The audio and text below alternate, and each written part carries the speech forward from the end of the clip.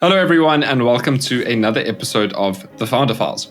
As you know, if you're an avid follower of the podcast, is that we do a lot of B2B stories, and I wanted to change that and do something B2C. And a very cool B2C entrepreneurial business that I am a customer of and a huge follower of is Nomu. Now, if you haven't heard of Nomu, Nomu is a food product manufacturer.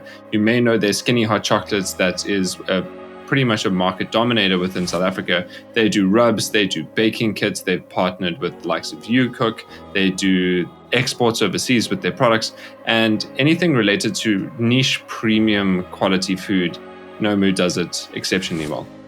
So in this podcast, chatting to Paul Raphaely, his other co-founder is his wife, Tracy, right? So this is actually the first topic that we get into is what is it like to start and run a business of 25 years with your spouse? What does that mean in terms of the challenges? What are the joys that it brings? And what's the natural realities of this that we can learn from a partnership around? How do we handle conversations, communication, and conflict that any founders can really take away from this? We also talk a lot about the business in terms of its natural sensitivity towards more the macroeconomic conditions of the country and of the world. So whether it was the 2007, 2008 financial crisis, whether it was COVID, how this affected the business in terms of exports, imports, shifting, pivoting, coming up with new products, new categories, opportunities, etc. This is what we get into quite a lot, and we get a lot of Paul's and Tracy's view and ethos around innovation and coming up with new products to really unlock avenues for growth.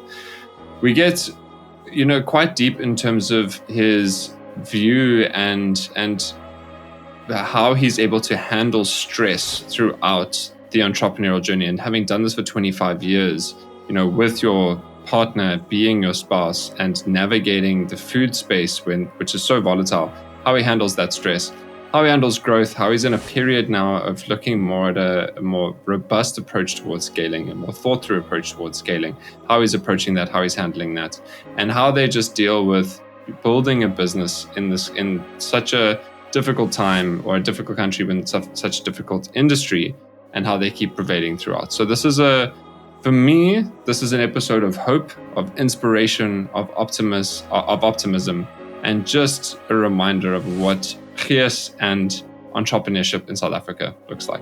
And if you are about to listen to this episode and you really want to listen to more episodes like this, then please help us shape what future seasons of the podcast will look like by following the link in the description to just fill out a short survey so that we can find out from you, the audience, more what you would like to listen to, right? So we want to understand you. We want to build this for you. We want to build the next season there.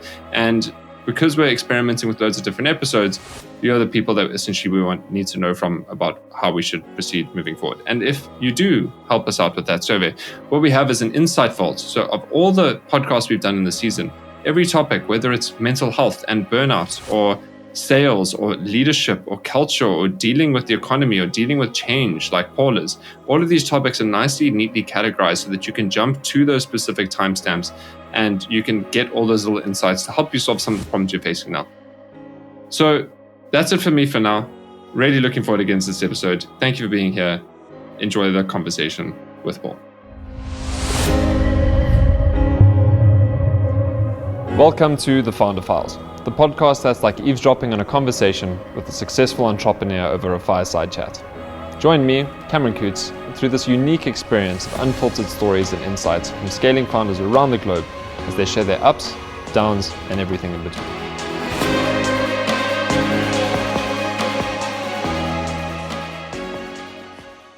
Hey, Paul, and welcome to the Founder Files. It's great to have you on here, seeing as the first time I found out about you was in my strategic thinking strategy course in university in my fourth year at UCT. And I always remember distinctly, it's even how I reached out to you, is like your main message was don't ever get into food.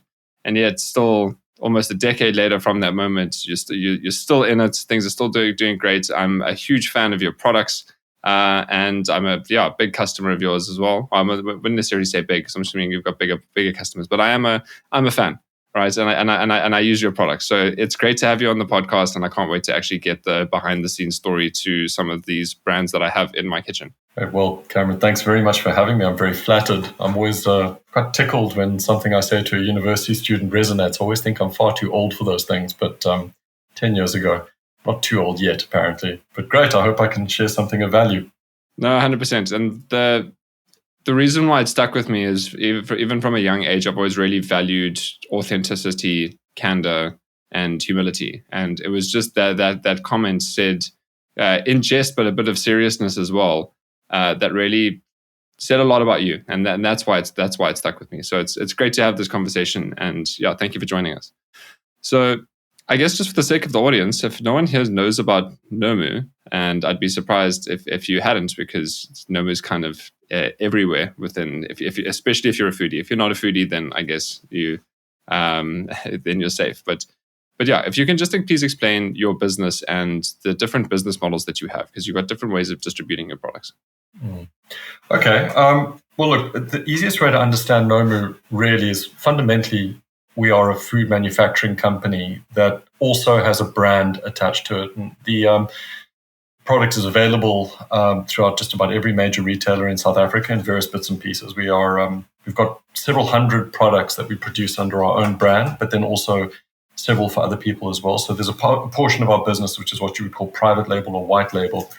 But then the primary driver within all of this is this word Nomu, the brand that started the entire thing. And with that, we make things like hot chocolates, olive oil, liquid concentrated stocks, various spice and seasonings, baking kits, cocoa, all sorts of things. I think Nomu, the easiest way to sort of frame it is that we are perhaps the most selfishly motivated food brand in South Africa, in the sense that we only produce products that we really want for ourselves. And we're kind of always just a little delighted when other people like them enough to buy them or support them.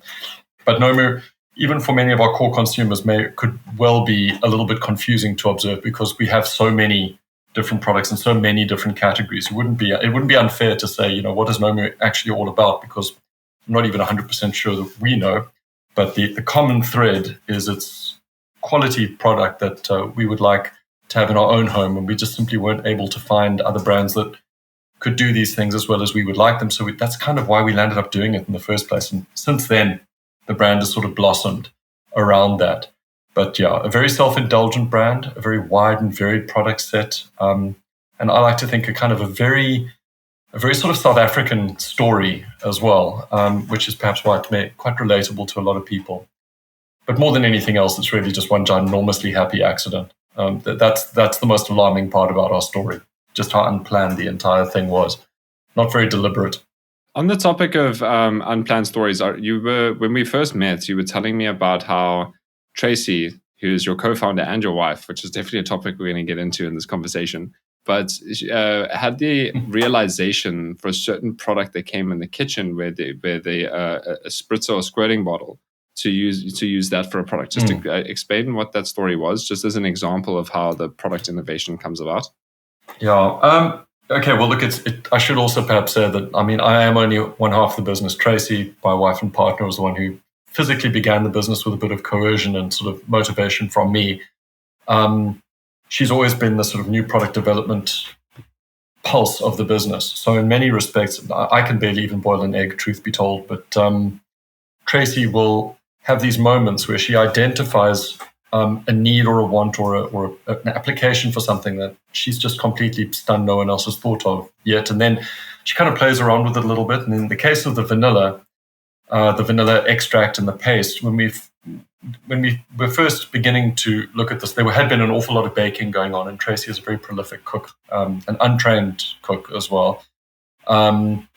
And she basically had this moment where she realized that those cosmetic spritz, sort of those little squeeze top dispensers that you get, a fairly common garden. It never occurred to anybody apparently that how convenient it would be with an ingredient like vanilla, which is very concentrated, very expensive, and if you misuse it, quite overpowering if you use too much, and also if you use too much or too little, it has no effect on the other hand, and it's also very expensive. So waste is a massive issue.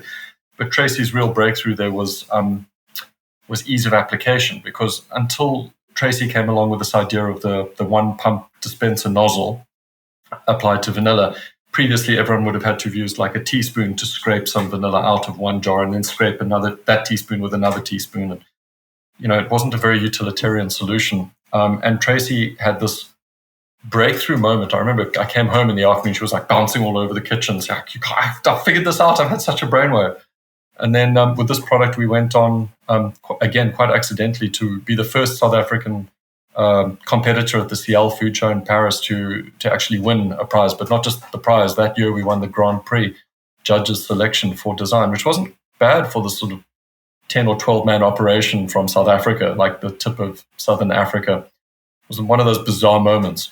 But if nothing else, it just proves that, sort of you need and crisis breed innovation. And in Tracy's case, vanilla was far too messy to survive in that form. She needed a better solution. So messy, but that's the story. Yeah. So on that, I definitely want to get into the founding story. But I mean, you mentioned like the 12 people there flying overseas. You're sitting at about 65 people now. You've got a warehouse and a distribution center and I was going to say front of house. You can tell how the hospitality is coming through here, but essentially a reception. I'm butchering this, but you've got your premises by the airport in Cape Town, and you're quite established. You've been there. You will use like from the conversation. Also, you were the first in that area as well. So I think you've been around for 25 years. Just where's the business at now? Before we get into the founding story. Well, the business is in actually quite a good position at the moment. I think we've managed to survive 25 quite challenging years, just sort of environmentally here in South Africa. I think there have been an awful lot of obstacles that could and perhaps should have taken us out years ago. But we've managed to weather a lot of the stuff, and I think we're well positioned now to take advantage of things gradually beginning to improve here. So we're in a very optimistic space. We're on the verge of launching a couple of slightly more strategically sound products, perhaps now, as evidenced by better overall thinking, things that we weren't very good at doing beforehand. Now we're actually taking grown-up decisions.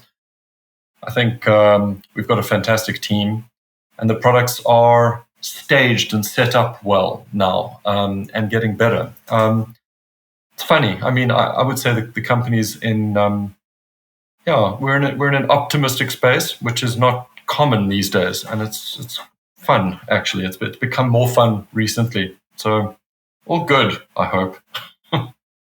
Well, so I mean, even with that is like you've got the export side of the business. You've also got the partnerships. There's so many different ways and avenues that your business has. And I think I want to get into that from a scaling story perspective. But yeah, just talk to me about the founding story, how Nomu started, and also, what it was like starting a business with your wife. Well, I think the important thing to realize is Nomu, if you look at when we began, this is December 2000. This is quite a different time in the history of our country as well. We were absolutely flooded with a lot of foreigners entering our country, desperate to kind of witness this magical moment, this truly optimistic moment where South Africa appeared to have not just pulled itself back from the brink, but seemed to be setting itself up for these amazing big steps. And there were many other similar businesses to ours that started at about the same time. Tracy had been a professional caterer, but prior to that, with catering, particularly in Cape Town, in summer you're very, very busy. In winter, it's quite difficult. And I think she had gotten tired of the ruck. And I said to her, rather than opening her dream, this idealized sort of destination daily that she wanted, like a destination emporium that she wanted to open up, I said, perhaps you should take some of these products that you created for your own use within your catering business. Perhaps you should put those into your own brand and then perhaps just test them locally and see what happens. And she did that. We launched with about 10 or 12 different rubs. We even had some dressings. We had something called an Oriental dressing in the beginning. We had a few different tapenades as well, something called Egyptian dukkha. These were products that our most long-suffering fans and friends will remember from the early days. But within that first year or so, a couple of things happened. Firstly, we discovered that we weren't set up to do wet products. One of our wet products went off like a hand grenade in the hands of a customer in Constantia. And they were scraping bits of olive tapenade off their roof. So we thought perhaps that's not such a good idea. So the first learning is stick to dry products. More important than those sort of idiotic learnings those mistakes you make when you're just having fun and you're like trying to add new things and just trying everything. While this was all going on, Tracy and I were also sort of developing the brand at high speed. I mean, we had about 12,400 Rand roughly in spare change after one of Tracy's last catering gigs. And with that, we bought a 5-liter bowl cutter and a little bit of graphic design from a friend of ours who took these photographs of Tracy holding shopping bags. And then we took those photographs and put them onto these labels with this word that I came up with largely by accident, this word Nomu, which really is a bit of a nonsense word. But at that point, everything was just blue sky and fun and, why not? So consumed with this why not moment, we went and we produced all these products. We put them into about 20 or so outlets. I was working as a brand manager at the time. So Tracy would do the blending and the manufacturing and the taking orders during the week. And then I would skip out and do deliveries on the Saturdays. I would spend my weekends doing deliveries for Trace. But then what really happened here was a lot of the foreigners that were here were wandering into our fantastic food stores in Cape Town and Joburg, and they were discovering this quite sort of, at that point, quite unique branding solution for spices, this idea called rubs, which no one really here had spoken about or knew about at that point. And many of these people said, no, I think I'm going to take this product back with me to wherever I came from, be it sort of Berlin or Copenhagen or wherever. And this is how our export market just sort of accidentally happened, more by dint of actually being in South Africa at a time where people were visiting South Africa, looking for something notable. And I think we were very lucky to have started the business at that particular time with no real ambition or goal of getting into export. Within a very short space of time, Tracy was exporting. I think within the first 5 or 6 months, we were exporting to about 7 or 8 countries. We were actually exporting to about 15 or 16 countries before we were listed with Pick and Pay. So it was a very sort of topsy-turvy, unexpected period. Sort of beneath us, this thing was growing. Tracy carried on working as a caterer for a while. I made with hindsight, I can say perhaps one of the worst decisions, certainly not one of the best decisions, suggesting she should do a TV show, which she did for BBC Food, because in those days, BBC had a lot of inbound sort of production coming in, and Trace was in a show there as well. And it was all just part of this massive tumult. Everything was just rolling towards stuff. And before we knew it, after about a year, it sort of made sense. Tracy was a bit overwhelmed. She asked me to join the business. And it seemed like a great idea at the time. So all of a sudden, I kind of joined in as the marketing and sort of export marketing liaison, but I was also doing the deliveries and packing tins throughout the night and assisting with doing sales and dispatch and sometimes palletizing huge, 5,000-6,000 tins at a time to go to Sweden. But we were learning on the job, and I think this is how some of the best stories usually are. I think you kind of need to approach it open-minded with a view to just sort of, we're just going to take each day as it comes, and that's kind of been the theme for 25 years. We're still learning things on a daily basis and figuring stuff out that we didn't know the day before. And that's one way of doing things. I wouldn't necessarily recommend this to anyone, but it's certainly been entertaining. Well, it's certainly the spirit of entrepreneurship at its core, and that's why I really love hearing your story. And besides that, you're also a great storyteller. So it's you're very nice to listen to. So I hope the audience shares the same sentiment.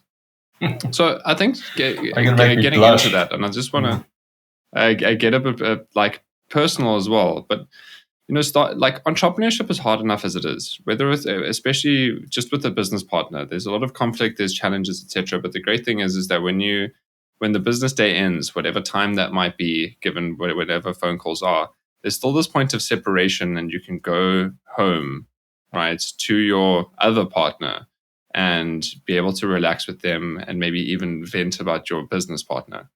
In your situation, you can't really do that.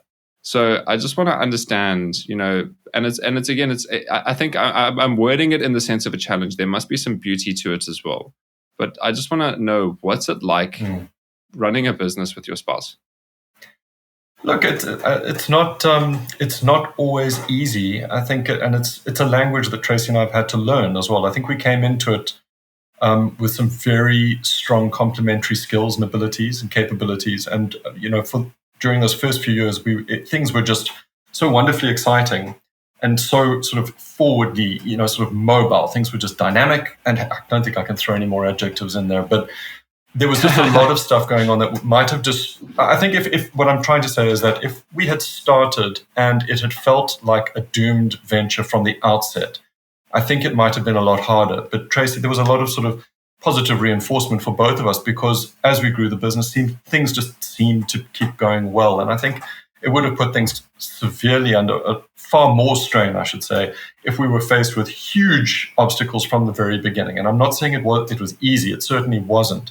But for the kind of personality types that Tracy and I have, and the skill sets we were able to bring to the business, I think for many years it was we were able to quite easily get around a lot of those pressures. Going home and talking business wasn't so bad as staying at work and talking business, because it was all consuming in a great way. We were traveling together to overseas shows. We were visiting overseas markets. We were dealing with lots of our distributors coming over here. It was fun and it was exciting. I mean, I should say that in 25 years, the longest holiday, and I mean this sincerely, the longest holiday we've ever taken has been 14 days. And those extra 2 days at the end were only because at the time there was severe load shedding and there was no point coming back to the factory because we didn't have a generator. So the government indirectly gifted us with an extra 2 days, which we spent on a beach. But aside from that, you make sacrifices and you learn how to speak one another's languages. Now, certain things happen along the way which makes it considerably more difficult, not the least of which is perhaps having children. There are an enormous amount of stresses. I think, in a way, I could say being in business together is far easier than being parents. I think that's perhaps one of the most challenging jobs there is. And if you combine all of that, then it does really become tricky. Everything becomes hyper stressed and quite tense. And in our case, in fact, our firstborn arrived 2.5 months too early. But many people remarked to us at the time, they said, well, wasn't that incredibly stressful? How did you guys cope? You seem to be so sort of effortlessly cool. And I think that early stage grading, that ability that to sort of work around one another that we had for the first 10 or so years, it probably made even having a very premature child quite easy. It was just another day. It was just another obstacle. Would I recommend this to anyone? I don't know. I don't know. I think Tracy and I are very, very lucky that we do work really well together. But it takes time, and you have to get better at and have a view to constantly improving the whole time. It's also worth, and I'm quite happy to volunteer this. When Tracy first met me, I was 23 or 24 years old. We started this business when I was 24, which puts a neat date to my actual age now. And I mean, I sometimes feel quite sorry for Tracy that she had to deal with me as a 24-year-old man. What an awful, awful prospect that must have been. So if anyone deserves sympathy in all of this, it's probably Tracy.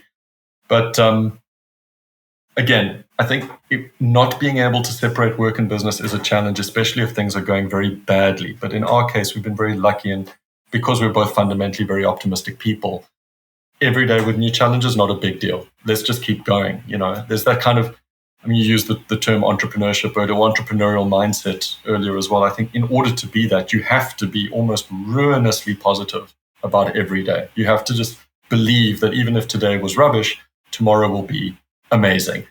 And if you bring that into your relationship as well, then it's okay if tensions rise from time to time. You're more focused on what's still to come. But again, I'm not sure that this would be the best advice for anyone. I think Tracy and I are very lucky that our partnership does sort of work from that perspective. We also have a very good and relatively clear, delineation of tasks as well. I'm very much more on marketing, company, sort of sales liaison, sort of more of the glue at the factory. And Tracy is very much more the leader on final finances, sort of the accounting side of things, and then also just new product development. And I try not to interfere with her new product development unless she asks me to. Tracy doesn't hold back on telling me about my marketing, though. So I'm not going to say it's an equitable relationship. Well, yeah, I guess when is it? But I think what I imagine is the good times are really good. And even necessarily the bad times are also really helpful, because the one side of it is your partner gets it, right? It's like they share the stress with you, they share the excitement with you. So you're able to you'll be able to experience it wholeheartedly at every single moment because of that. But I think there's also an element of throughout this, and with kids, with building the business, with having to take care of yourselves without actually being able to take holidays, as you said, which also seems a kind of a combination of choice and just natural consequence of the people that you are. I think that the traits that you've mentioned of being super positive and optimistic is huge, right? I mean, there's nothing that's going to really give you the ability to cope with stresses in life than just a prevailing sense of hope and optimism that's like consistent between the two of you. But I just want to know what are some lessons learned? Because I think there's things that anyone can take into either their own relationship, if they are, if anyone's in business with their spouse or with their partner, that's the one side of it. But even, we all have relationships, and there's things that being an entrepreneur can naturally cross over into that domain. And even with our business partners, I'm sure there's things that we can learn. So I think in terms of taking care of yourself, taking care of your relationship, taking care of your kids, taking care of your business, what are some of the things that you and Tracy have learned that has worked for you? Like you said, might not work for anyone else, but I just want to know what's worked for you. Well, again, I'm not going to say I'm at the end of this particular story. I think we're still learning as we go, and I wouldn't say we've mastered it yet. So perhaps the first thing I would say is don't expect there's no guidebook for this, don't expect to master it at any point. Understand that you're going to have good and bad days. You have to have the bad to appreciate the good. I think if you live, the big lesson for Tracy and I is that this word happiness is very mercurial and quite dangerous. You can live in permanent pursuit of this notional idiocy of thinking I'm just going to be like some happy moron wandering down the street with it. But that's not realistic. I think the trick is to understand sometimes it's okay to scowl. Don't give yourself a hard time if you do. If you do happen to find yourself in business with your spouse, I think space is important. Space and respect. You need to understand and appreciate what each of you, or if there are more of you, and that for example, working with siblings, I'm sure that's also bloody tricky. But you need to kind of be able to identify the great and the bad that the other person brings into it, and be able to kind of manage and moderate that, modulate it wherever you can. But then on those days that you can't, also understand that those days are there for a reason. I don't think it's a good idea to ever try and differentiate work from home. I think if you sweep stuff under the carpet at work that the person is doing to annoy you at work, that stuff will just follow you home. And by the same token, if you're at home, if there's something happening at home that's bothering you, you need to be able to have the space, and you've got to be able to make the space for one another to talk about it and clear the air. Going to bed angry is a terrible, terrible strategy. I would highly recommend avoiding that. You need to clear the air before you go to sleep every single time. But other than that, without wanting to be hypocritical, sometimes you just need to sleep. And sometimes you just need to say, can we just have peace and let's chat in the morning, and that's fine. I don't know. This is all sounding terribly self-indulgent. I hope it's what you were hoping for. This is my lived experience. That's exactly what I'm... That's what I'm looking for. The point, as we know with founders, is tell me how you did it. Tell me the lessons that you learned. Tell me your lived experience of this. And if it's relevant to me, I'll cherry pick the lessons and apply it. But without the flavoring, again, adjective deliberately chosen, seasoning is the seasoning. Thank you. Without the seasoning of your personal story, it's hard to visualize what that experience is. And naturally, that's human beings. How many of us learn is if we're talking about things that are relatively intangible, right? If I can actually see that playing out within a story-based format, that's why story has been used as a medium for learning for generations and millennia. Is that as long as I can understand your story, then I can understand the lesson. So please remain self-indulgent. It's useful. Well, in that case, can I just share an anecdote with you then? Because I think there might be a wonderful learning. You've reminded me of something that I think would be very helpful. We were quite late to go to one of those international shows. I think that year it was Anuga. And me being me, I'd been telling Tracy for about 3 hours, this is the time we need to leave for the airport. So Trace is like, are you aware? This is the time. This is when we have to leave. And as that time crept closer and closer and closer, I kept giving Tracy updates. Like Trace, we're leaving in an hour. Trace, we're leaving in 40. Trace, we're leaving in 20. And she is getting increasingly annoyed as if I'm the one creating the tension and stress. And eventually I said, Trace, we've got to leave in 5 minutes. And at this point, I see Tracy running down the corridor of the small cottage we used to own in Cape Town. And what she decided to do at that point is pull out a flat piece of metal sheet design that we had sent over from our design supplier, or packaging supplier. But this was very sharp, sort of sheet metal. And she'd pulled this out of this thing, and she had completely sliced her finger wide open. I didn't know this, but what I did, I saw Tracy running down the corridor with her finger up like this. And we had, I think, about 40 minutes to get our car to where it would be safely parked for the week and a half that we were away, and then get to the airport at peak traffic time. I think the lesson to be learned in all of that is, even when you think things are perfectly planned, things will absolutely go wrong. The more no battle plan survives first contact with the enemy. In this case, the enemy was Tracy and that piece of sheet metal. But we managed to get Tracy to a doctor's surgery, had her finger stitched up, called a friend to come and lend us her car, and then we drove the other car down to where we were going to park it, then drove the other car back.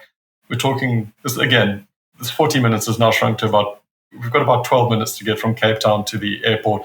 And then we made this poor friend of ours sit white-knuckled in the car while we sort of locked up the house and then sprinted at light speed along the N2.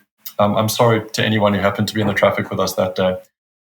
But the truth is, Tracy and I laughed about it the whole way, even though she was on the verge of blacking out and, her finger was stitched up and she had it elevated in 5 layers of gauze and micropore. We thought it was funny. Until this day, we still laugh about those idiotic stories. But this has been the fabric of what's made the Nomu story exciting. It's all a bit last minute. It can sometimes be a little chaotic. But truthfully, if Tracy and I were not able to handle those moments, then you're certainly not going to be able to handle the rest. But humor is very, very helpful. And on that note, ask me something else. I'm not. I want to go one level deeper and just ask, because I'm in a period now where moving houses whilst also living in it, whilst getting renovated, managing a business, managing life, etc. And although I'm excited to be a dad and have kids, it's like I look at how my capacity of what I'm dealing with now is stressful, and it's like, and I even said it's like I'm feeling very not stretched thin, highly strung, right? And so the reason why I even use that phrase is because I can be like snappy and like my frustration tolerance is there, and I don't want to be this way. But the way that you're explaining this is that how do you? What is there anything that you practically do? Like if you had to impart this kind of wisdom and lesson onto me or someone else, how do you go about approaching situations of such stress whilst laughing? Like how do you go about doing that? Is there something that you can impart? Is it just baked into you? Is it a bit of both? I wonder. I think the secret to dealing with stress sometimes is always just remembering that it could probably be a lot worse. And until it is that worse, consider yourself lucky. I am by no means what I would call a perfect parent. I don't think anybody is. I don't think such a thing exists. I'm prone to making mistakes the whole time, but I'm also not a perfect boss. I'm certainly not a perfect businessman. Mistakes can happen. The trick is not to try and I think the trick is to sort of, you have to learn how to absorb the damage, when it arrives without necessarily having to fight it all off all the time. You have to say, look, this thing has arrived. There's no way of avoiding it. It's going to deck me. It's going to hurt. It's like that moment when you fly off your first bicycle when you're a child. There's that split second when you're in midair and you know that this is going to hurt. I mean, you could basically land face first in the gravel and just, like an idiot. Or you could say, okay, it's going to hurt, but I'm going to take it for what it is. And when you stand up afterwards, you're scuffed and you're scratched, but you know what? You're not dead. So that's a bonus, And I think, you treat the moments of recovery as a bonus and you realize that it could always be a lot worse. And then when you realize that, you just look for the next challenge. We've had, Nomu has had any number of things go wrong over the years. And many of those have been as a result of our inexperience, our naivety, our inability to read the warning signs before they arrived, or when they did arrive. And as those things have gone wrong, we were never going to give ourselves the opportunity or the chance to just sort of throw up our hands and walk away. That's not how it's done. You when things go wrong, you figure out a way around them, or you figure out a new solution. Because if you're fully invested and if you really believe in what you do, and if you really believe in the fact that what you do has some value, then you have to be prepared to take the knocks. Otherwise, really, you're not learning anything. And I suppose that's actually the other thing. Everything that goes wrong is a wonderful learning opportunity, so you should greet it with gratitude. Thanks for that, universe. I needed to know that. I won't make the same mistake again. Yeah. Thanks. So there's two prevailing skills that you have that I'm interpreting from that. And on one side is, again, because I love visual metaphors, even saying this is you give yourself a lot of slack. But the reason why I said visual metaphor is that what that looks like is, if you've got more slack, picturing a net, one that's taut, you hit an obstacle with it, it's more likely to rupture and go through and cause pain and strain. But if you've got one that's got a bit of slack in it, it can actually catch and it can handle it and it can slow things down. So that's the first level of it, is that you give yourself and your partner quite a lot of slack, because there's even that meta level awareness of, we are just human beings and we have no idea what we're doing. But you live and you breathe and you own that. And then after that as well, there's gratitude, right? How am I practicing gratitude in terms of where I can be thankful for? How could it be worse? And etc. And it's not about the point of trying to dismiss or invalidate yourself or your partner. It's about the fact that it's like, how, like, with that giving ourselves slack, viewing this in the fact that we're just human, saying we didn't know better until right now.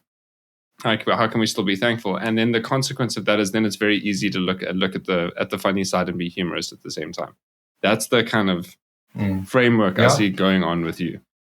Well, you know what, Cameron, I in a sense, I'm very grateful for the compliment of you wanting to listen to me and to share what I've got with your viewers. But the truth is, it's taken 25 years to have something of value to offer. So in a sense, whatever we've gone through has created some value for you. And for that, I'm very grateful. I mean, whatever we've gone through, if that is worthy of resharing with someone else, well, then it was worth it. I like good stories. If we've got a good story and all the stuff happened along the way, brilliant. At least we're not boring at dinner parties. That's crucial. Yeah. I definitely don't think you'd be a boring dinner guest. So who've you been speaking to? Yeah, let's not get into those stories, right? Otherwise, I feel like we'll just start sharing all the exciting ones on here. Let's save that for a dinner or drink ourselves sometime. So Paul, okay, so let's get back to business, quite literally.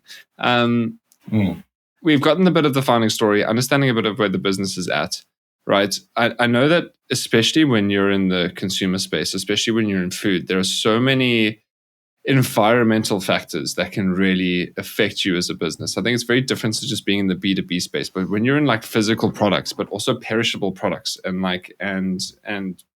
yes, there's a non-perishable element to it, but there's just so many moving pieces, and you're dealing with food and raw materials and packaging and supply chain and retailers and exports and imports, and it's my point is, it's all very sensitive to any economic shifts and changes, right? So, and I mean, to the point that we started off with, is like, things were quite exciting in the early 2000s until they weren't, right? And there's been a lot of turbulence, and I love the fact that we started off this in terms of just the psychological resources that you and Tracy have to weather a lot of stress, because I think you needed it going through this. But talk to me about how a business like yours reacted to, well, not a business like yours, how you reacted to the global economic crisis of 07, 08, kind of what happened then, and where was the business at that point? Because I imagine things were looking great until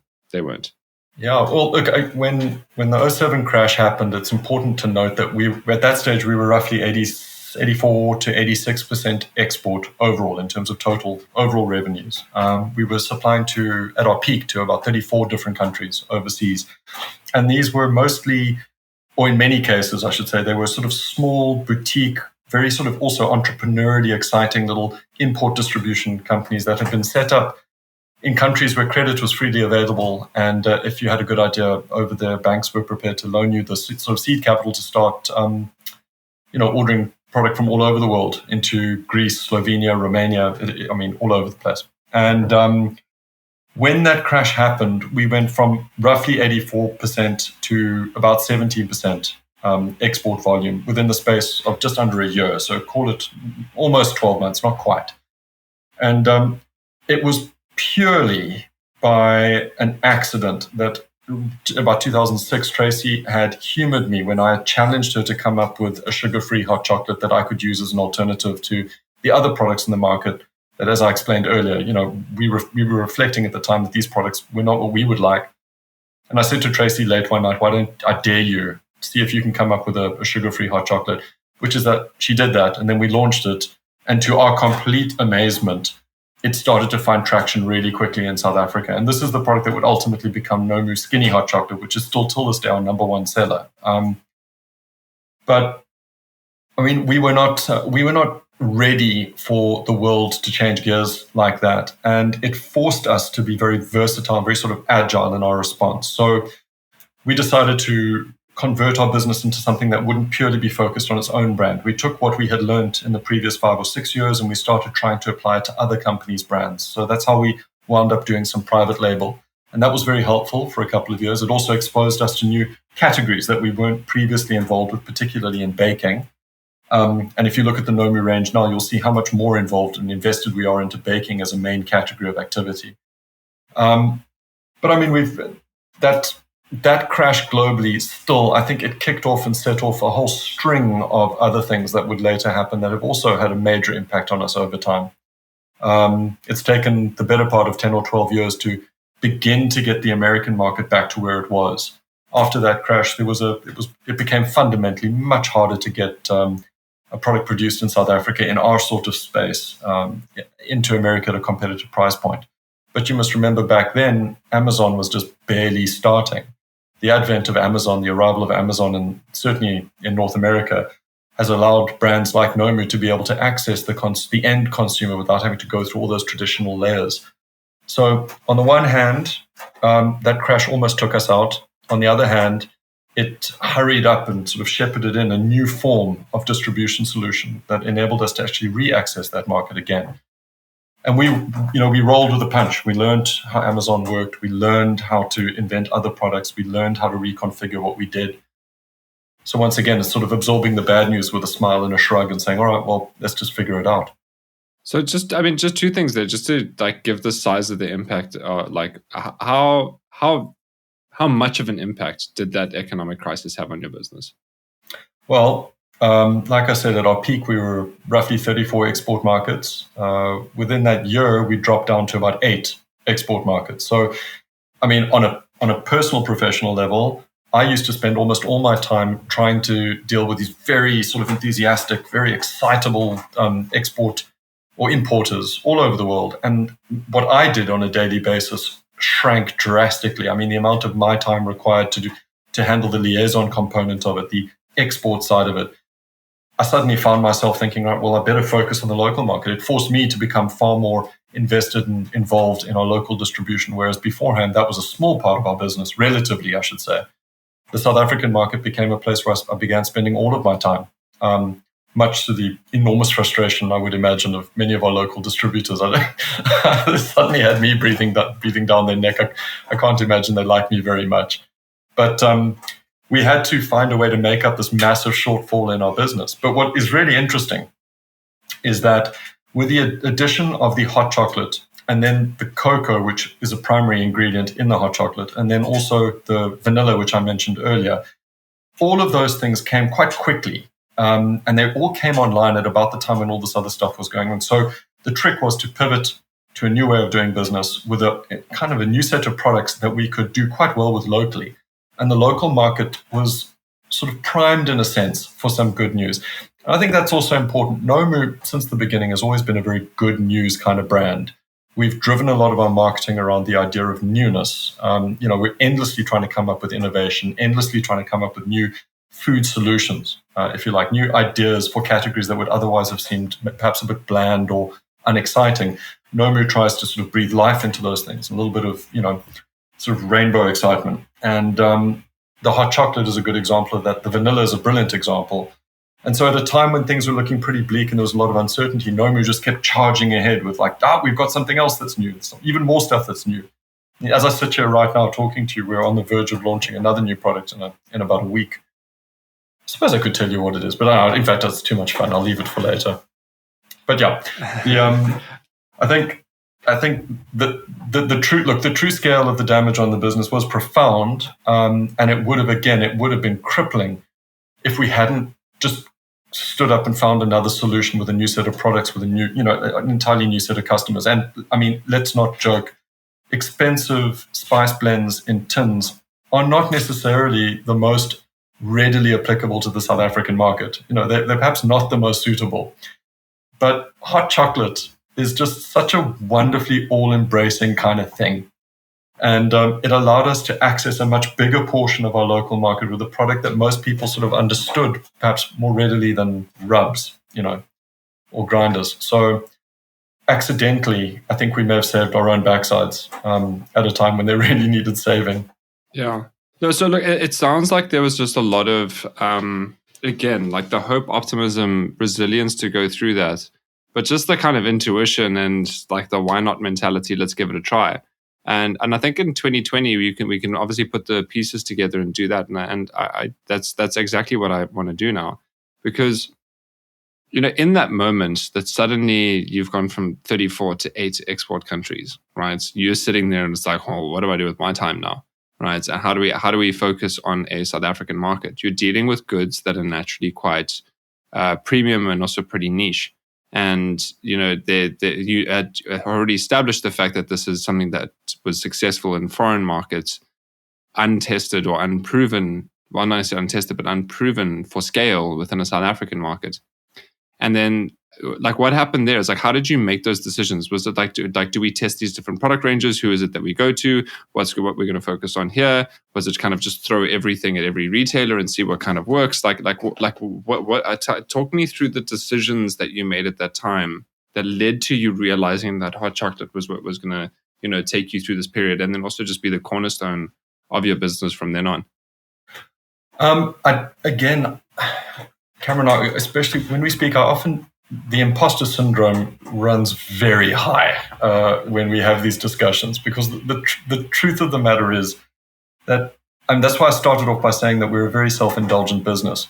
When the reason why we did the cocoa in the first place was because Tracy was posthumously gifted by accident with a little recipe inside a cookbook that her late grandmother left to her. And this was for a recipe called Easy Delicious Chocolate Cake. So Tracy, being Tracy, takes this little piece of paper and treats this as clearly a sign that she needs to start baking a lot more. So our house was already drowning under the weight of several metric tons of cocoa from all over. Well, not literally, but you get the picture. There were bags and bags and bags all over the place. And I was eating a lot of chocolate cake as Tracy strived to get this chocolate cake recipe just right. Sounds like on top of the optimism, but I mean, look, the truth is here as well, and perhaps this is a point I should have made earlier as well, but Tracy is a perfectionist.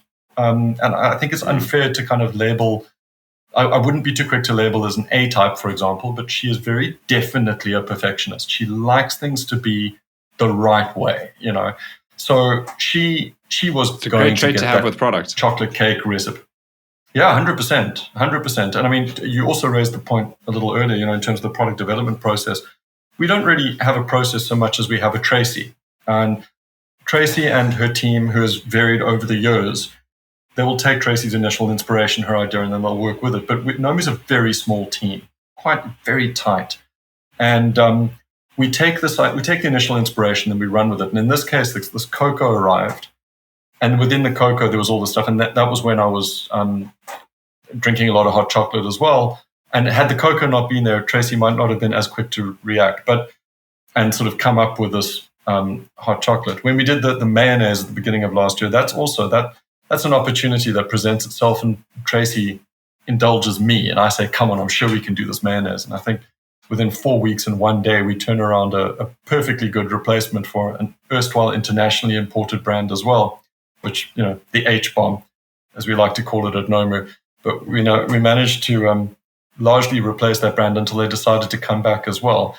All of this speaks to a kind of... For the context of the audience, that's Hellmann's mayonnaise. So when it left the South African market last year, and then obviously now and they came back in that window, this is when Paul was like, oh, there's just free real estate.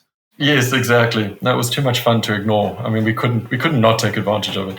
But Nomu, I mean, part of the agility, and this can be maddening for a lot of people to encounter the brand in terms of trying to understand it, but when you are dealing with two people who are sort of okay with the challenge and okay with the sort of the uncertainty of will this work, won't this work, it's not like we're launching 20 different categories. We generally approach one category at a time, the category that is front and center for us, the thing that we're looking at and living and like eating a lot of or drinking a lot of. And at that point, we say, well, what's available isn't good enough for us. So there's clearly a market for this thing called spices. There's clearly a market for this thing called hot chocolate. But is there a sufficiently big enough market for a premium, high quality solution at the top end of it?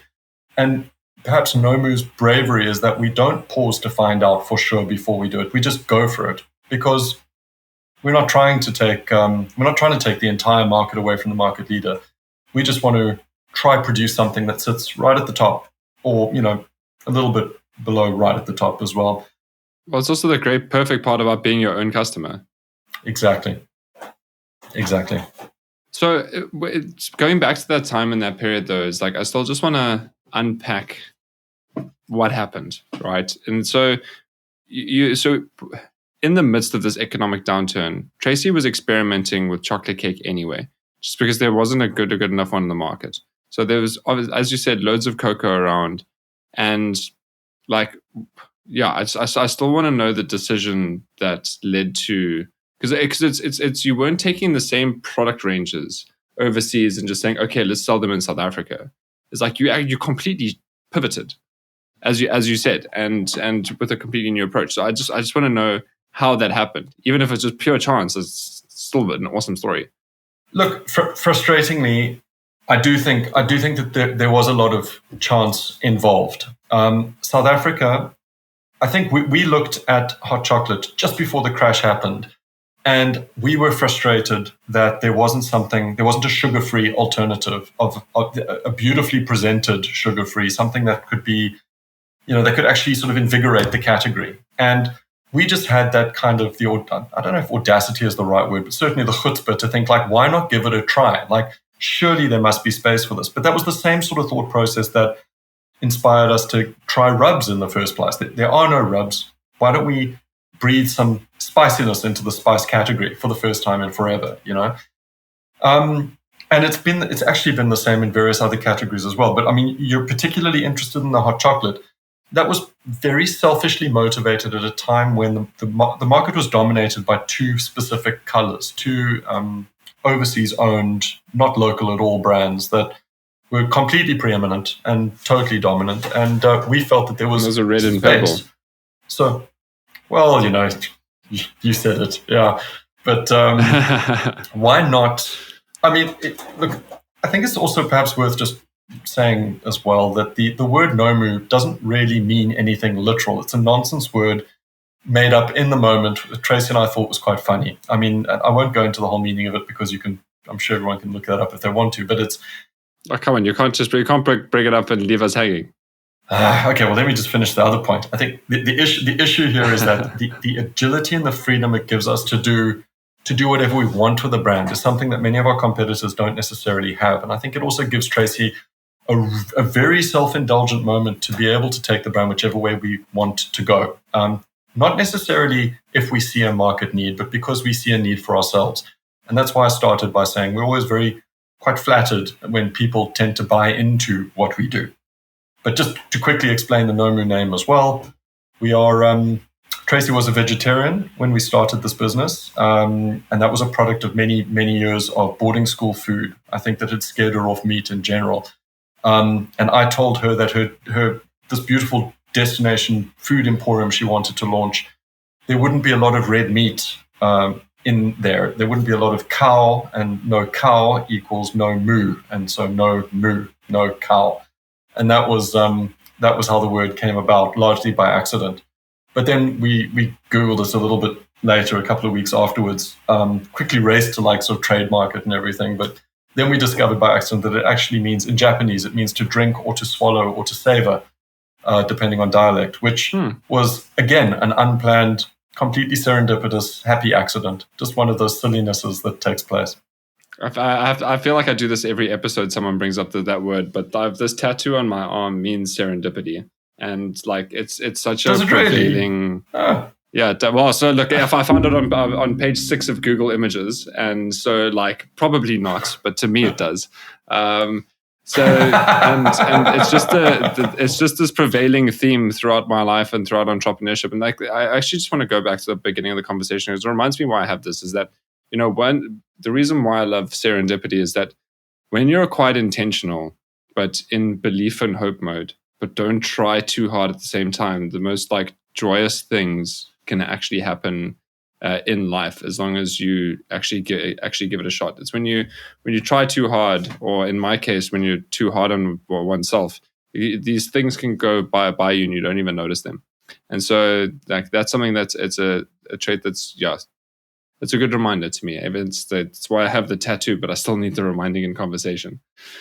So Paul, so now we've unpacked the story of really how that came to bear, and talk to me about now making it through that tough period. Because I mean, again, your business has significantly shrunk. You pivoted completely, new kind of product, new product range. It also makes me think about the fact that, and again, I'm making this from an assumption. This is not an educated perspective, but where is there a market that's got a huge amount of buying power uniquely in South Africa is the upper middle class market. Specifically when it comes to food, like upper market is one echelon. We don't really have a mid market in South Africa, and then we've got a huge lower income. But in terms of buying power, I'd say per capita, that upper middle class is quite a significant market in the consumer space. It's the reason why Woolworths exists. Like basically, long story short, and so the nature of that being, given your tastes and given the product there, is that. It's a great natural consequence of if you think it's missing and you like it, and other people, it's one of those things where other people might not be fully satisfied with the product, but they don't think about the fact that it's like, I wish there was something else. But thank goodness Tracy does. And then the moment you enter market, there's a whole bunch of consumers that go, it's like, oh my God, so happy that exists. And like I didn't even think about that, and now it does. So I think that for me explains a lot about why your innovation can just land like really, really quickly, just based on the taste that you have as the founders and your relationship with the market at that level. So that for me is the business and like not the business analysis, the strategic analysis of how this is still able to kind of be successful throughout serendipity and throughout chaos and chance and luck and humility and imposter syndrome, etc., etc., etc. But I want to know how did you then make it through this period? Because the point is you've got the product, but now there's got to be distribution. And as you said, there's two dominant players in the market. So, okay, number one, the South African consumer group, generally speaking, have been increasingly good news starved for a long time, and that applies to everybody, including buyers. I think Nomu's main sort of gift to the local market is that we've tried to be sort of stubbornly optimistic and stubbornly sort of positive with endlessly producing new products. The hot chocolate had arrived at a time when there hadn't been much innovation or interest in that area for a while. So it wasn't as hard to get the ear of the buyers as I perhaps thought it might have been. Getting it onto the shelves, you must remember we were making mistakes from beginning all the way through till today. We, not perhaps understanding the listing process correctly, not perhaps understanding the various challenges in distribution. So you might naively run to a meeting with a buyer and promise all sorts of discounts and rebates, which you don't fully understand yet. You perhaps have a different understanding of how big the market might be, and perhaps it's not. It's taken several years to get the Nomu hot chocolate range to the size that it is, but along that way, there have been multiple obstacles. And actually, it's worth pointing out as well that, COVID certainly didn't help. That shook things up as well. Just when you think you've got a sort of a standard retail distribution footprint set up, then all of a sudden, you're presented with a complete break where you're not sure if you'll be able to get your product into store. And that's before we even get to the several million rands that are stuck in the docks that you think might not be able to ship unless, the government sort of makes it possible for the ports to operate if you are an essential service, which is thankfully what we were deemed at the time. So we were able to continue operating. But there were all these different things that come through and all these different challenges. The way the change in the international situation we were able to get around that by introducing new products locally that made us a broader, more diverse offering. It allowed us to access a bigger section of the South African market as well with a product like our chocolate, which is more universal, perhaps. And then it took some time. The private label certainly helped, bringing in other people's brands under our roof as well as doing stuff for them. We weren't as singularly reliant upon the Nomu brand as we were before. So, it was a sort of a gift and a curse, I think, at the time.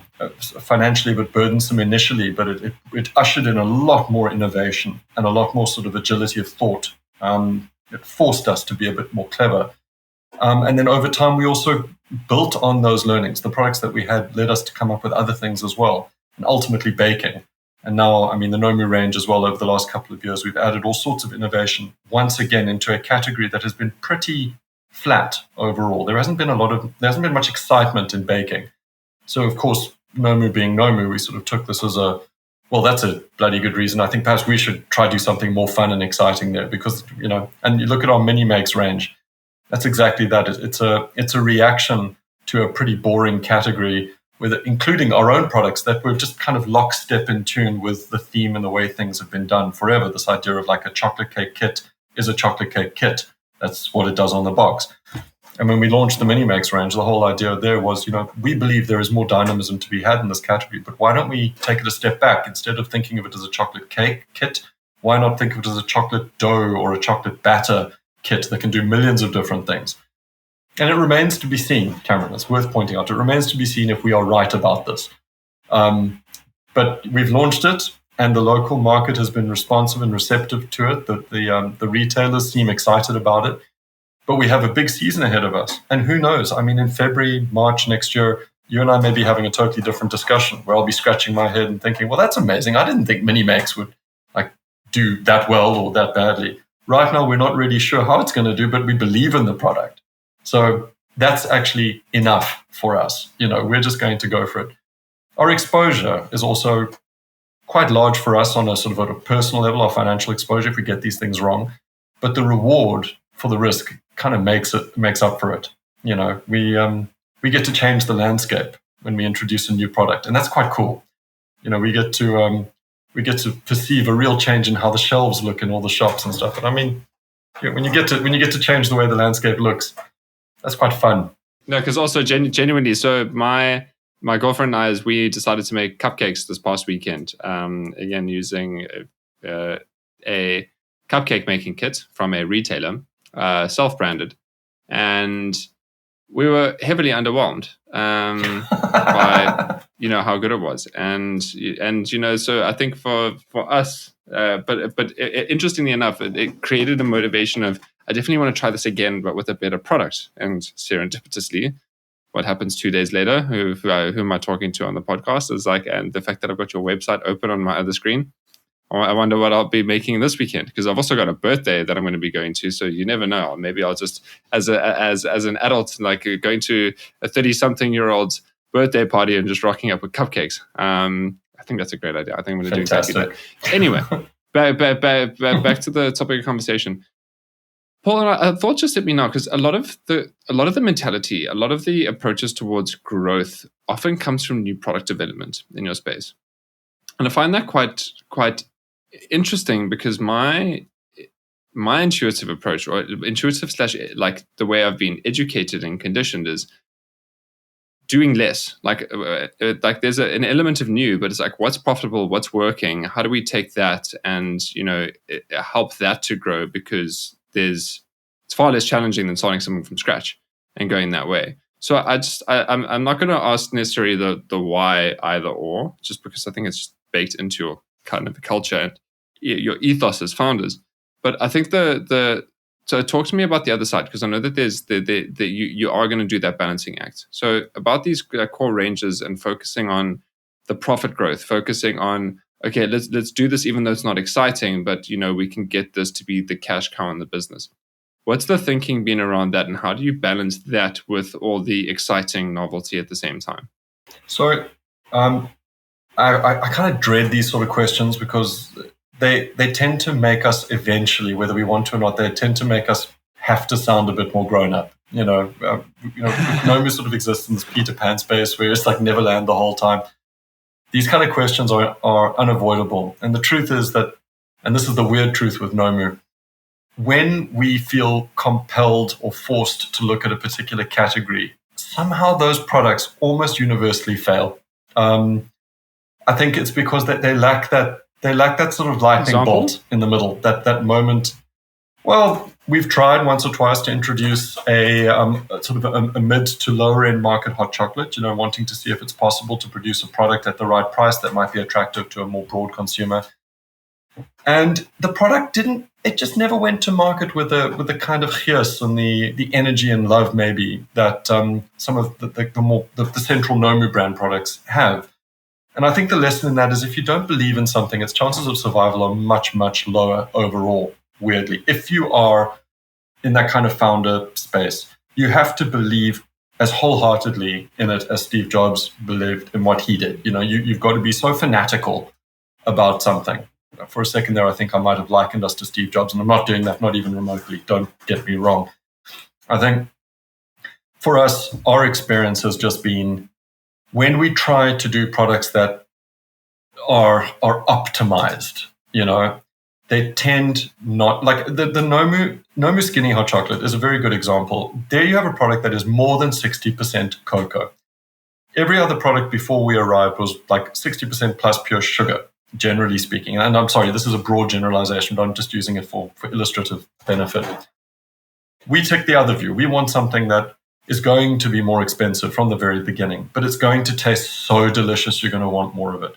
It's not going to need 5 or 6 teaspoons per serving. It's only going to need 1, which means we can put it in a smaller tin. So it's not going to look generous, but it's going to look beautiful. So many things, so many considerations. A wiser, more well thought through business strategy would have run a million miles in the other direction. Namely, why isn't there a sugar-free hot chocolate on the market of any particular? I mean, surely the other guys have done their maths and they realize that there's no point to this. Well, we were just super excited about it. And because we committed to it and we sold it with more passion and more vigor and all that other stuff, I think that's what kind of made Nomu shine through. Whenever we try to make really grown-up decisions, they tend to go wrong. However, another really good example to sort of prove my point, we've got upwards of 400 SKUs at this point, and a huge portion of that is in spices and seasonings. We've got no self-control when it comes to launching a million different products and seasoning. But the problem is that we don't need to use all 400 every single night. You're going to use a little bit this night and a totally different one the next night or whatever. Now you're expecting 400 products, well, not literally 400, but close. You're expecting them to all perform at the same crack. But the truth is that out of our entire seasoning range, and I would imagine the same thing holds true for every major seasonings producer in the country. Out of, let's say, 100 products, there are probably 8 that make the most sense. The rest are purely deliberate, non-impulse. These are items that you kind of need to have there if you're a spice producer, but many of them are very, very slow movers. And I mean, that is not a good space to operate in if you're for lack of a better word, a moms and pops team. Like if you're a small scale, privately funded, independent little, creative hot shop, you can't easily offer that much selection and that much variety in seasonings when you're going up against these massive companies. But that's what we did. There wasn't a hell of a lot of thought that went into it, pure self-indulgence. And we will probably spend many years unpicking our way out of those decisions to just endlessly expand the range. I mean, the logical next question is, have we ever applied the 80-20 rule? And oh God, I really wish we could, but it's so hard. So, we can very clearly see which products in the range should be receiving all our love and attention. But the range would be so much more boring it would be so much less interesting if we were to cut it all the way down, if we were to optimize it. So for us, like optimization is so boring. Optimization leads to a slow, dreary, predictable malaise. Rather keep things wild and a bit unpredictable. But it's not everybody's flavor, huh? It's not. No, but to be honest, it's every entrepreneur's flavor in the fact that it's what is it that every entrepreneur fears when we're trying to scale our business, and a large part of the priority becomes profitability, is I'm just going to become a boring corporate that just does the same thing every single day, and it's just procedures and policies, and there's no heart or soul left in this. And I think that's a huge view that I have, is like, this is why I talk about having your cake and eating it too, is the fact that how do we take, and again, I prefer being imprecisely correct than precisely incorrect, but still that 80-20 rule is like, what are those things that are doing super well? And like your points around, it's instead of optimizing a product range, it's like almost like optimizing a product, taking that to market. And I think that's what you've done, especially with the skinny hot chocolate as an example. And moving that forward to improve that profitability. But at the same time, is like, what's the point of living if we can't enjoy being in business and the creativity and doing that and having the ideas at the end of the day? And it's like, and the point there is like, and this is where I separate innovation and business strategy, is the fact that they're very overlapping, and the fact that innovation can be a business strategy and a business strategy can be innovation, but they are two different things. And so making sure that they overlap there is the fact that is, how is it that you're able, because if they don't overlap, then you can't really have an entrepreneurial business, because that innovation is what naturally makes an agile, fast-moving, dynamic company that's exciting to be at, exciting to work at, exciting to be a customer of or a supplier of. It's just that chutzpah, as you mentioned earlier, it's like, yes, in South Africa, it's just this dynamism that we have. And being able to do both at the same time, but compartmentalizing where, I personally find very exciting. And I think there's anyway, I think but I'm realizing I'm going down on my own passion rabbit hole about how I view business and entrepreneurship. Back to you and your story. Well, listen, I think what I was going to say, just in response to that, is it's a source of some frustration for Tracy and I think, and I'm happy to share this, that we have tried from the beginning to kind of impose stronger sort of guardrails on what we do. But the truth is, over the years, opportunities have presented themselves which have redirected us without us necessarily, the recession was one thing, COVID was another thing, load shedding was another thing. All these different things have come along that have forced us to rethink what we do in a way that we hadn't previously planned for. We have tried at points to kind of introduce broader strategies, like this is the year where we think we should focus on this category or that category. But I think we've been living through such a sort of perpetually challenging phase with South Africa. There have been so many things, oppositional factors, if you like, that have come up that have certainly forced people like Tracy and I to perhaps double down on the people that we are. There hasn't been a moment when we've had the breathing space to kind of properly grow into the mature business people that maybe we should have been. Instead, we've been kind of fighting sort of a moving battle with things that are just endlessly cropping up. And it's that endless imposition of challenges that have just made the product range develop as it has, to the point where we've indulged our worst habits, which is like this, let's just keep producing newness. And yes, innovation and newness has become an accidental, it's how it works. It's become an accidental strategy, an accidental roadmap. The problem, though, is that ultimately, I'm not 24 anymore, and it's very hard to maintain that pace endlessly. Sooner or later, you do kind of want to not scale back, but you know what I mean? You want to sort of ease your foot off the gas a little bit and start driving not at 5,000 revs the whole time. You kind of need a comfortable cruising speed where you can still innovate, you can still do new things, but in a more ordered way. And I am genuinely, sincerely hoping we'll start to get there, and then maybe we'll be able to offer more grown-up, considered, more sort of academic answers to these sorts of things. But for the rest, our experience is lived and hand-to-hand, non-stop skirmishing, Well, on that topic now, it's like this kind of transition of, as you mentioned, maybe like the being run like a 24-year-old versus, now having to be maybe a little bit more wizened in one's approach. Why the change, and what does that change look like? How are you naturally like what are you practically doing to make this shift?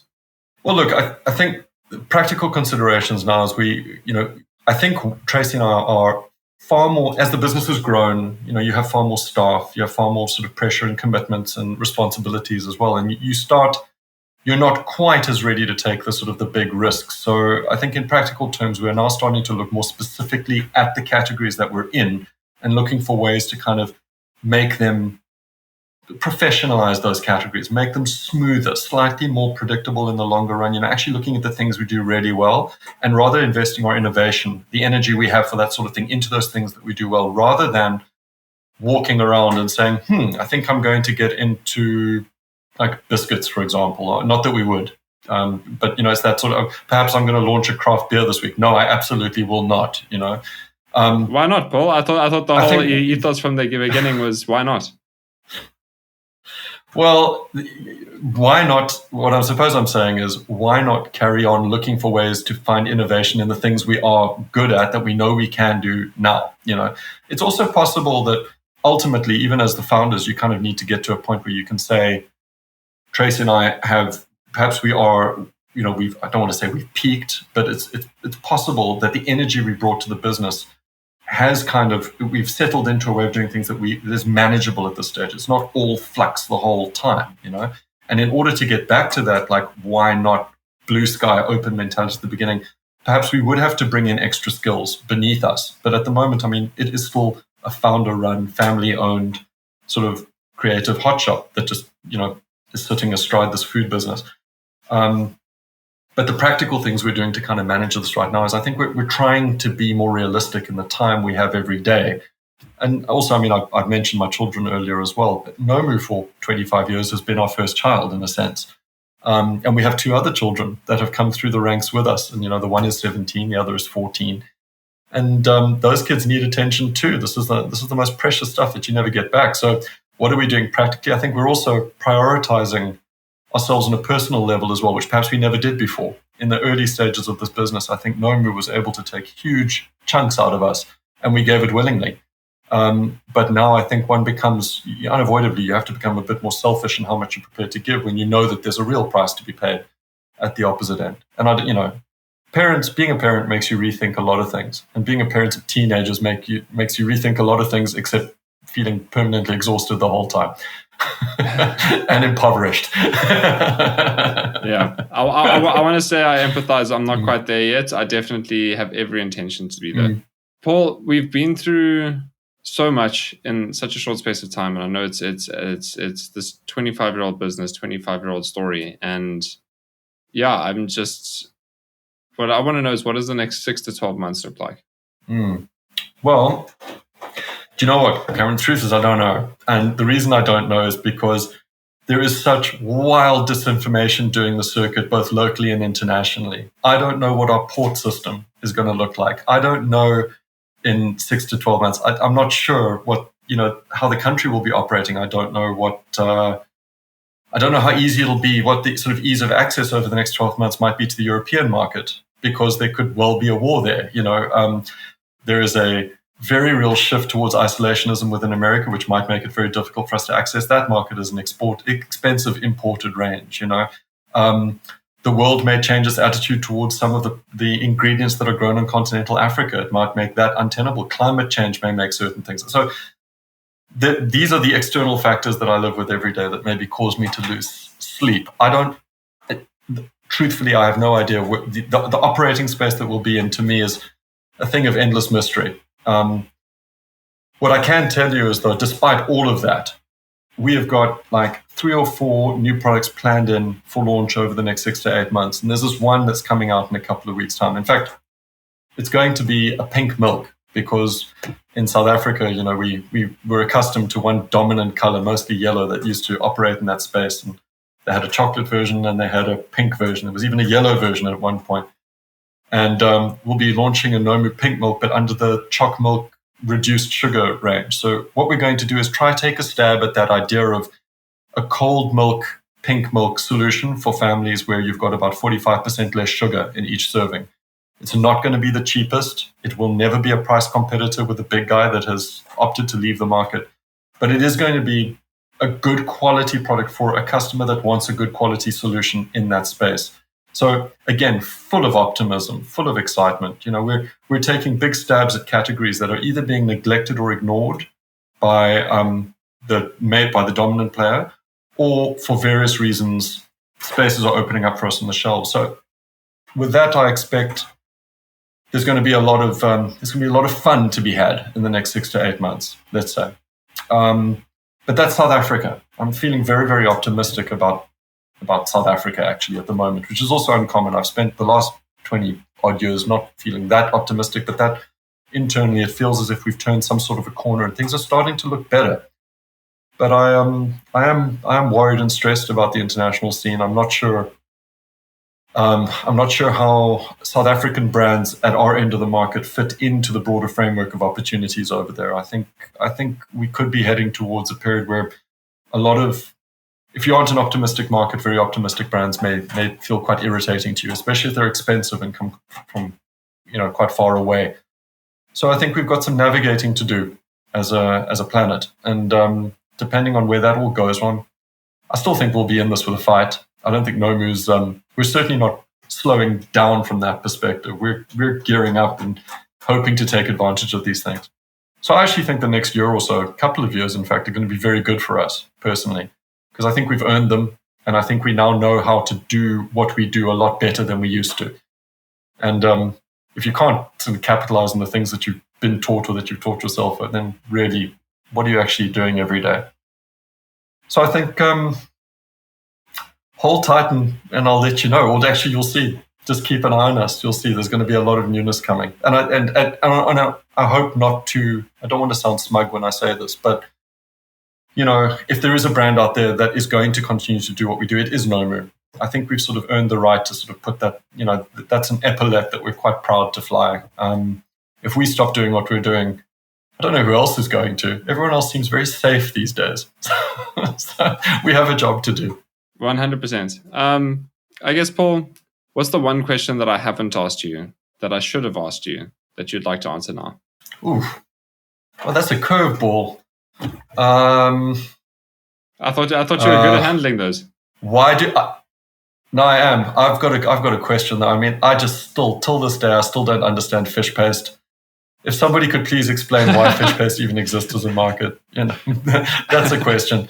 Paul, why don't you guys do fish paste? And the honest answer to that is because I don't like it. I've never understood it. And why are we sending all of our fish far away to the other side of the world so they can turn it into fish paste and ship it all the way back to us? I'm hoping that'll change, but it won't be Nomu that does it. That's entirely too dangerous for me. It's above my pay grade. That seems a little bit off-brand. I think in regarding your business, your story, your journey, are there any questions that I haven't asked you that I should have? Well, you've skillfully avoided the topic of staffing. Like who do you bring into your team? And I think from my perspective, that is something I think that I would like to comment on. It's I think Nomu over the years has been very lucky to work with incredibly talented people, but you attract the people you can afford, but you also sometimes, if you're lucky, you attract the people who buy into what you do. And I think Nomu's been incredibly lucky to pull in an incredible core of people over the years who've been able to put up with what South Africa has thrown at them, from every walk of life. I'm talking from the guys working on the line through to our drivers, through to our bookkeeping staff and beyond. But keeping those staff motivated, keeping them on core, I think has actually been our greatest victory. Because they buy into the products, but they buy into the vision more than anything else. And if you really appreciate and like really see the value in your staff, you have to be very good at keeping them, not just on brand, but on mission. And I think it's possible our greatest victory is how we've managed to do that. We've got very, very low staff turnover at Nomu, considering. And for a small company, I think that level of disruption, if we'd had lots of people coming and going over the years, it would have been crippling. But it's tribute to the overall team. Over the years, we've got two ladies that work on our production line, Ali and Maureen, and they have been with us since the beginning for 25 years. It's astonishing. We hand out long service awards all the time at Nomu to people who've literally been with us like 10, 15, 20 years. It's insane. But I think the team is actually what makes it go. I mean, Tracy and I are just very lucky to sit alongside this really wonderful group of humans. And yeah, I think they deserved a mention. And just I think the context of that mention is concentrate on keeping the good ones and figure out ways to keep the good ones. Otherwise, there's no point in the journey. I mean, these people they volunteer to leave their families every day to come spend time with you. Can't just be for money. There's got to be something else that brings them in. And I think that perhaps that's what we've done very well. Very, very proud of that. So.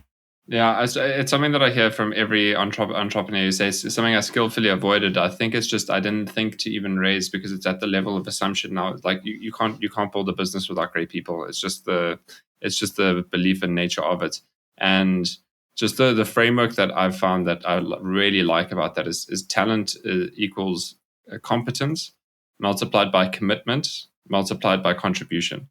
So obviously competence is how well you can do the job. Commitment is how committed you are to the company and its vision and its mission. And contribution is how much meaning do you get from the work that you're doing? How much do you feel like your work is making a contribution to something that you care about? And the reason why it's multiplied, that if you're high on all of those, you've got someone that's extremely talented. But the point there is, like, if you're only high on one but low on the other, for example, if you've got someone who's really competent but isn't really bought into the company and doesn't really derive much meaning from it, then they kind of drag their feet even though they can do the job. Versus you get someone who's relatively low on competence but really high on the other two, and they'll just do anything that they need to keep the company going. You have someone high on all three, that's a star. And the nature of that is it's always contextual to the business. Look, I think remembering also that we hire from quite a diverse set of people, but I think that they buy into the mission of the brand. So as much effort as we put into kind of the communication of the business, the quality of it and everything, the truth is everyone who works at Nomu, I think they understand the purpose of Nomu and its role within the ecosystem. And I think they definitely buy into that as well.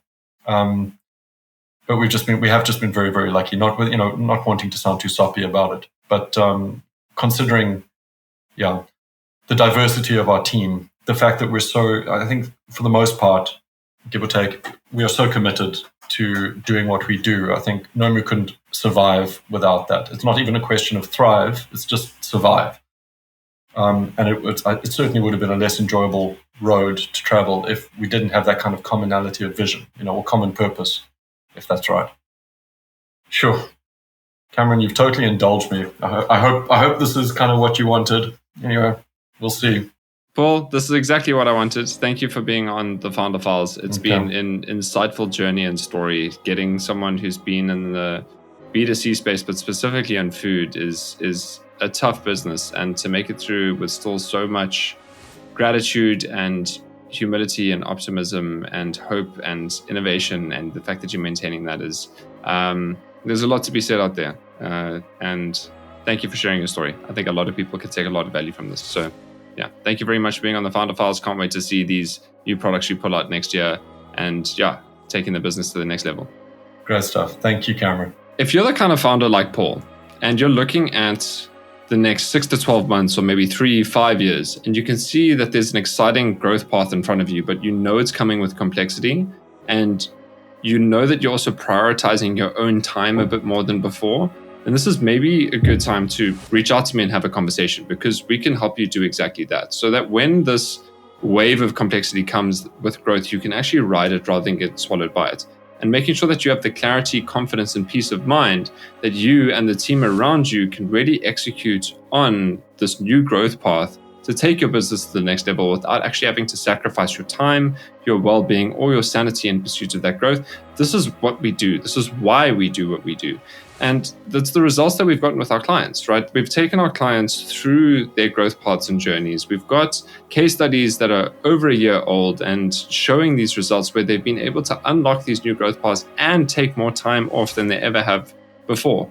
And I want to help you do the same, right? So have a conversation with me. We'll talk to you about understanding your needs, what your goals are, and we'll be able to put together a strategy development approach that is best fit for you. Obviously, we've got a methodology, we've got a framework that works, but we want to right size it and make sure that it's right fit for your business and yourself and your goals, and make sure that you can navigate this new stage of complexity with clarity, just like Paul. So if you want to do that, please reach out to me, have a conversation. We're just going to chat for 30 minutes. We'll show you what it's about. Then we'll book another meeting of about 90 minutes so you can actually get a sense and taste of what it means to think about your business this way. There's no commitments at this stage. It's more just around giving you an experience of what it's like. So if you want to know what it's like, please reach out to me. Would love to hear from you. But until next time, thank you very much for listening to another episode of the Founder Files. Cheers for now.